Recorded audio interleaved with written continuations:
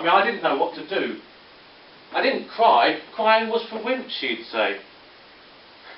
So, while to while, I heard Father's footsteps on the stairs, so I led stock still in case he came in and hit me too. Of course he didn't.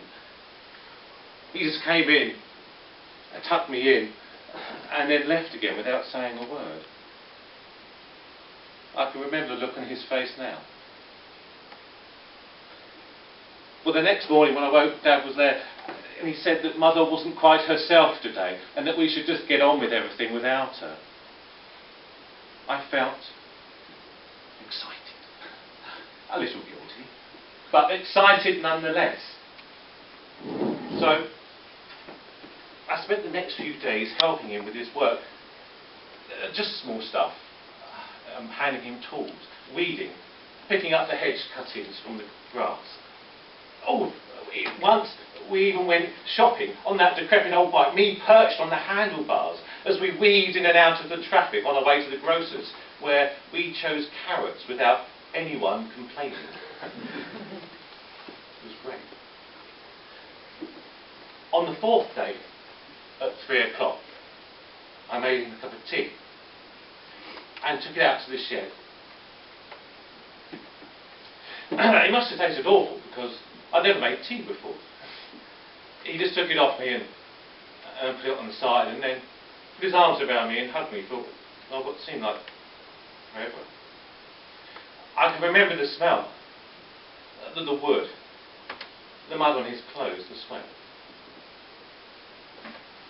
The next day, when I woke, Mother was there, acting as if nothing had ever happened. And I decided then and there never to ask her another question again. I left home when I was 18. Nothing much had changed in their relationship. Well, if anything, it got a little worse, I guess. Then Dad, well, he'd been looking unwell for a while, so no one was really surprised. She certainly didn't miss him. Gave her more time for tea, I expect. About this time last year, Mother's Alzheimer's got so bad that she didn't know who I was anymore. They took what was left of her into a nursing home, and I used to visit once a day, every day. It's amazing, really. Then, 3 months ago, in between her random sayings of fetch the post, that's still dirt, and it's 3 o'clock, make me tea, she sat bolt upright, gripped my arms, and said, we had separate rooms because I hated him, hated the ground he walked on. He was weak, like you.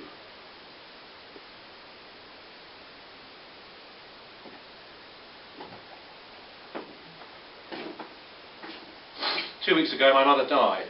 I contacted friends on the tea rota, but none of them seemed interested. You could have counted her mourners on one hand.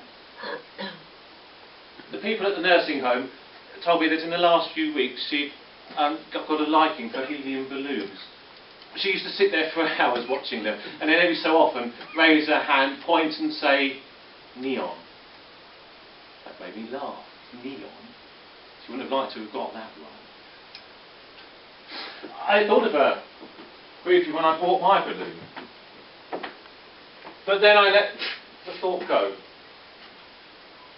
There was no point dwelling on the past.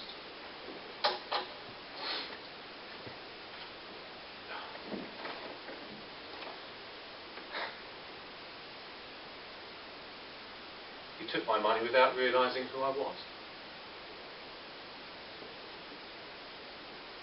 When he did, he gave it back to me and held me like he had done all those years before. I could still smell the sweat. When he let me go, I came and stood up here. I guess he must have heard about Mother. He seems different, taller, more self-assured, content even. It's gone 3 o'clock on a Friday afternoon, and I stand watching my father sell balloons outside the cafe. And it's where I want to be. It's what I want to do.